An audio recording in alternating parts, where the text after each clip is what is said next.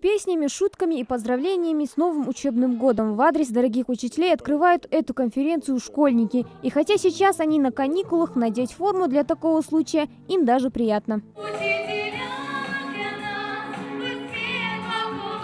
Обсудить актуальные проблемы, традиции и инновации в системе образования, наметить приоритетные задачи и внести свои предложения по их решению – вот цель конференции. Первым делом здесь обсудили вопросы дошкольного образования в республике. Согласно данным регионального Минобра, за последние 3 года в этой сфере наметился значительный прогресс. Введено в строй более 20 новых учреждений, благодаря чему процент охвата детей дошколят возрос с 10 до 40. В прошлом году заработала система электронной очереди в садик, которую успели оценить и педагоги, и родители. Необходимо, чтобы образовательный процесс в наших детских садах был наполнен современным качественным содержанием. Для этого есть все предпосылки. Осваиваются новые образовательные программы, в том числе дополнительные, внедряются здоровье-сберегающие технологии, проводятся разноплановые развивающие мероприятия. Заинтересовать ребенка учебой – именно так должны работать настоящие педагоги, считает глава республики. Профессиональные навыки преподавателей должны быть подкреплены работой развивающих кружков, индивидуальными занятиями и, конечно же, совместной работой с родительским комитетом. Больше надо с детьми работать, разговаривать и общаться.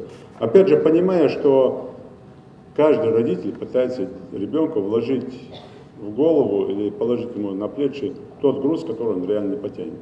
А вы, педагоги, лучше всех знаете, какой груз он может потянуть в этом направлении. Если раньше о том, как сдают ЕГЭ на Кавказе, говорилось изрядной долей иронии, то теперь по России нас ставят в пример. И это личная победа каждого из сидящих в зале. Такую оценку работе ингушских педагогов дал руководитель Рособорнадзора Сергей Кравцов. Успех выпускных экзаменов – заслуга сплоченной команды всей образовательной сферы республики. Ни у кого, ни в Москве, ни в каком-то другом регионе, я очень много езжу по стране, не вызывают вопросы сдачи экзамена на Кавказе.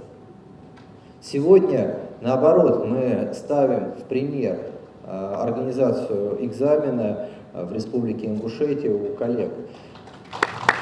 Коснулись на конференции и тех изменений, которые ждут старшеклассников в новом учебном году. Уже в сентябре им предстоит определиться, какие предметы они будут сдавать на ЕГЭ по выбору. Кроме того, пробный итоговый экзамен они будут сдавать как минимум трижды, прежде чем окунуться в настоящую экзаменационную волну. К слову, подготовка к ней будет вестись по новой методике. Мы предлагаем 9 регионам, в том числе Республике Ингушетия, модель, которая предусматривает серьезную работу в течение учебного года, не в период экзамена.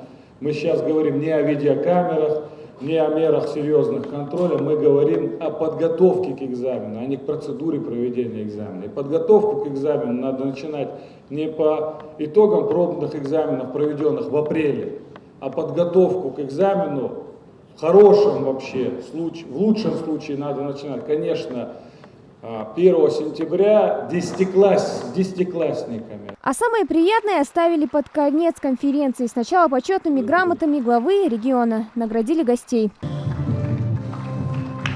Объявить благодарность главы Республики Ингушетия. А затем настала очередь педагогов республики, лучших из которых также отметили дипломами. Это труд не только мой, это труд всего моего коллектива, который работает системно, который выдает на гора продукт высокого качества. Мы в этом году очень хорошо справились с единым государственным экзаменом. Думаю, что это не предел, над этим будем и дальше работать. Хади Добрева, Рамзан Миржоев, Новости 24.